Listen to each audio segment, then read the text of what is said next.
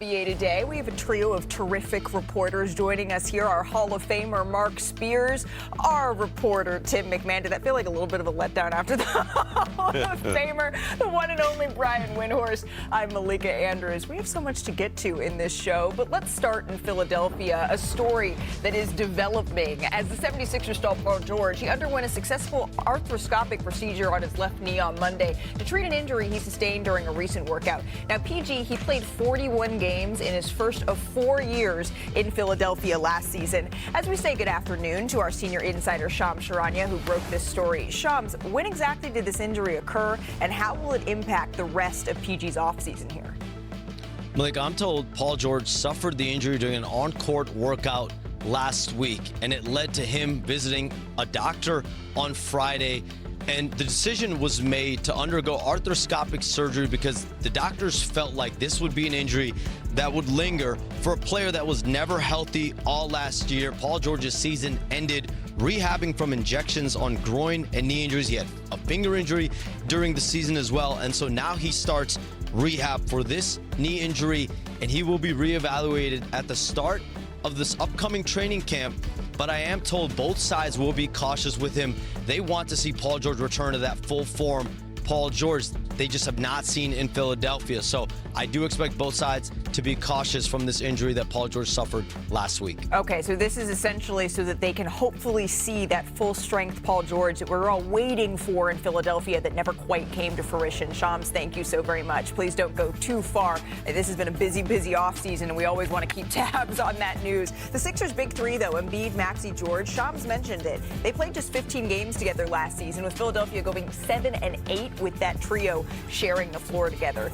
Injuries really derailed a lot of teams in the East for this upcoming season. It is the most wide open that we have seen a conference in quite some time. And on paper, that should open things up for the 76ers, but that hasn't quite been the case. Brian, what is it going to take for the Sixers to really contend here in this conference? Well, they need to have their three best players on their feet in the playoffs, but they have to get to the playoffs, which they didn't last year because of these injuries. And Malika, this is a gut punch to the 76ers. Shams was talking about seeing the doctor on Friday. It was just on Friday that Daryl Morey at a press conference in Las Vegas was talking about how Paul George was so much looking forward to getting onto the court to show the Philadelphia fans what he can do. And I assume later that day he got this news. The words were still coming out of his mouth when this happened. I cannot believe this. And I will just say, from being around the NBA for 20 plus years, I can just tell you there's no such thing as minor knee surgery. Even the most basic procedure requires a big recovery. It is July. If you're going to have an injury, you want it to happen in July, not in the spring. But another setback for this team that needs this team to be together to get some momentum. Daryl has basically had to spend half of his press conference just giving injury updates to guys who are coming back from other knee surgeries. Jared McCain and Joel Embiid. And now there's another knee surgery. It's crazy what's going on there. Yeah, look, if you want to turn the injuries off on 2K, then we can talk about the Sixers as a contender. But what are we talking about here? The expectations were there last summer. They're not there now because this is not a team that you can trust to put a healthy product on the court. I mean, what's the best realistic case for Joel Embiid? Is a 50 games, and that's what this team was built to do, right? I was with the 76ers at the beginning of training camp last summer, or at the beginning of the season, rather, and I was told by Paul George and Joel Embiid. Joel said, I don't expect to be an 82-game player anymore. He's not even expecting to meet that 65 game. He's won an MVP before. The team around him is supposed to be able to endure, and with Jared McCain injuries, and we saw what happened with Paul George, it just hasn't been the case. And so you're going to load manage your way through a season with a group that's barely played together, and then suddenly somehow microwave chemistry for a deep playoff run that Joel Embiid has never yet been able to lead the Sixers on. There's a whole lot of ifs here. And that becomes even more difficult when you're looking at, okay, do you want to put VJ Edgecombe in the starting lineup for them? You can't microwave that chemistry. There's not years of familiarity to rely on here. Yeah, and with Paul George, man, I thought about what happened with USA Basketball in 2014, and I've talked to him about how much that trickled down from that has affected his whole career. I'm always going to think what up with him with that injury. But I'm excited about VJ Edgecombe. I think he could get back to the lineup tonight. playing for the Sixers. But even that, 76ers fans are already saying, welcome to the 76ers. But he's special. Yes, he's special. I've been watching him since he played in the Hoop Summit last year. 28-10 the first game. Yes, it's Summer League. But he has a different thing about him, an about him. And if they go with this three-guard lineup, assuming these guys are healthy, Edgecombe, McCain, Maxey, I think they're pretty formidable if they could get some games out of Embiid with that lineup. I agree with you on them being a formidable lineup if they're all out there. You can see here them shooting around VJ Edgecombe and Jared McCain, who we didn't get to see a whole lot either. Jared McCain was on a track to potentially be a Rookie of the Year candidate. He was when he went down with that injury. But when you're thinking about the best case, Brian, for Joel Embiid and the 76ers this upcoming season, what does that look like? We talk about the Knicks. We talk about the Cavaliers. On paper, we should be talking about the 76ers as well. Okay, so I think what you're looking at, because you know Embiid will not be right at the beginning of the season, and now you know that Paul George will not be right at the beginning of the season. Right. So what you're having to hope for is that with the VJ Edgecombe, they were able to get this major talent infusion with the return of some of their other young players who were bothered by injuries last year, that they will be able to at least be a top 6 team.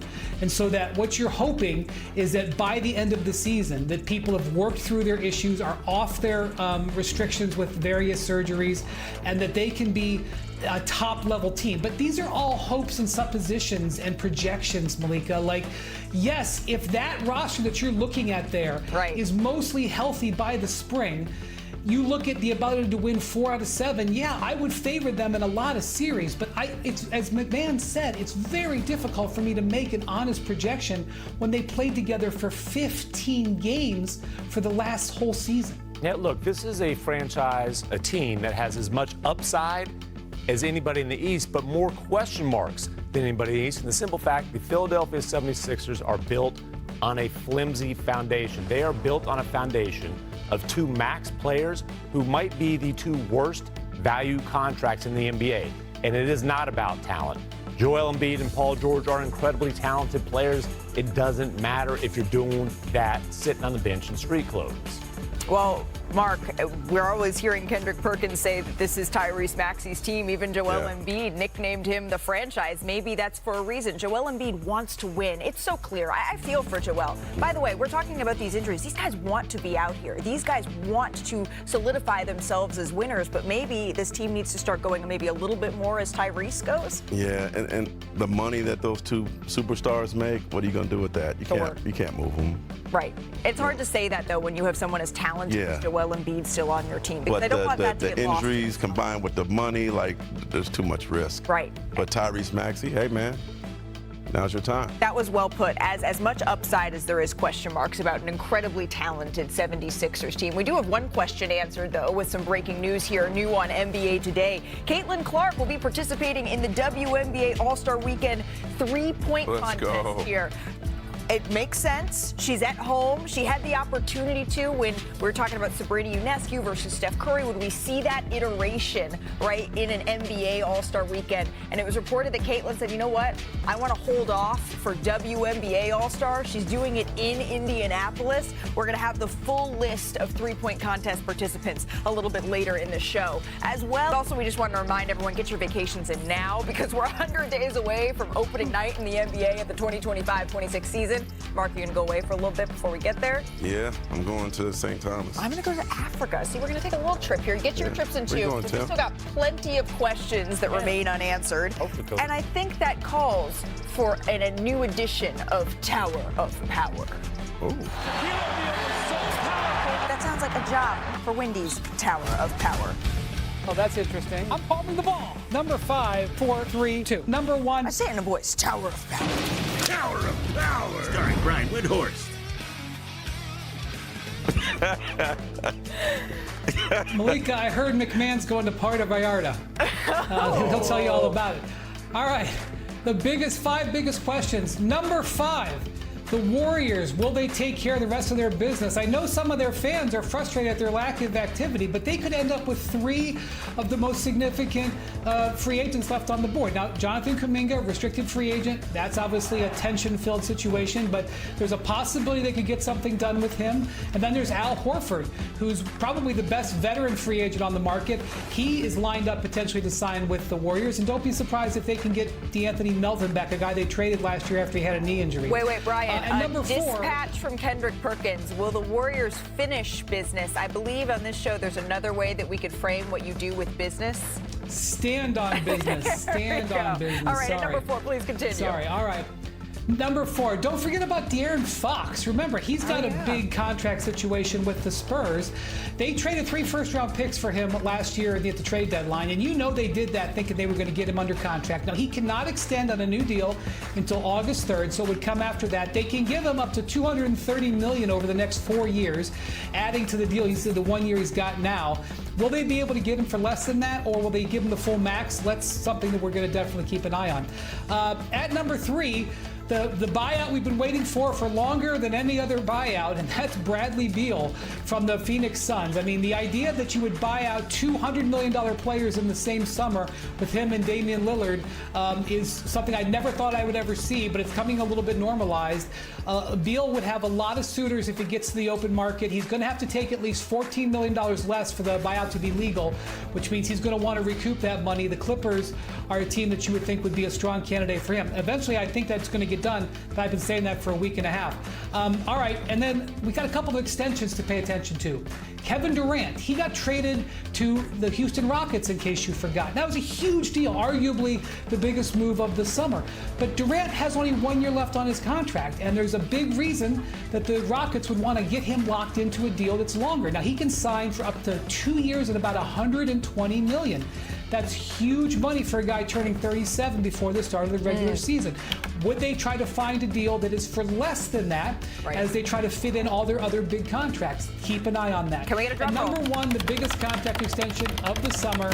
You know who it's going to be. Luka Doncic. Everybody knows from the Lakers camp that August 2nd is the first day that he can sign it.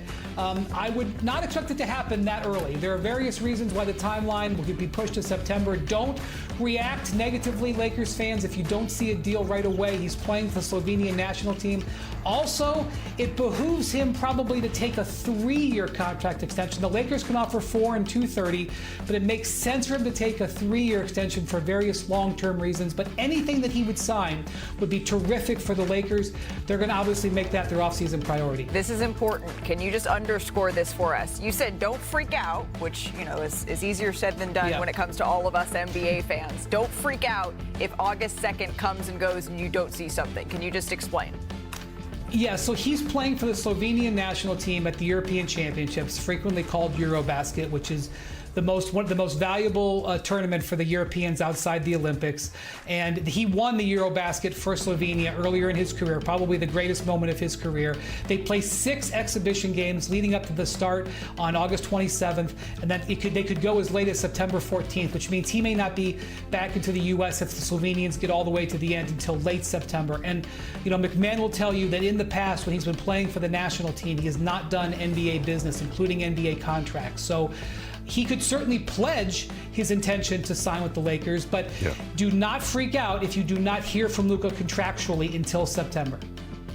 Yeah, and look, the reason it's an August 2nd extension date is because he waited until after the Olympics to sign his previous contract with the Mavericks, even though that deal was a mere formality. He was asked at his exit interviews that year about, hey, what do you think of maybe signing that Supermax? And he laughed and said, you know what I'm going to do. This is not a mere formality. This is the first time that Luka Doncic has really had a decision to make in terms of the contract. There is no Supermax eligibility. That blew up when the Mavericks shanked him in the back and shipped him to L.A. That's just a simple fact of the matter. And look, one way to put it. It's the honest way to put it. It's certainly the way that he felt about it.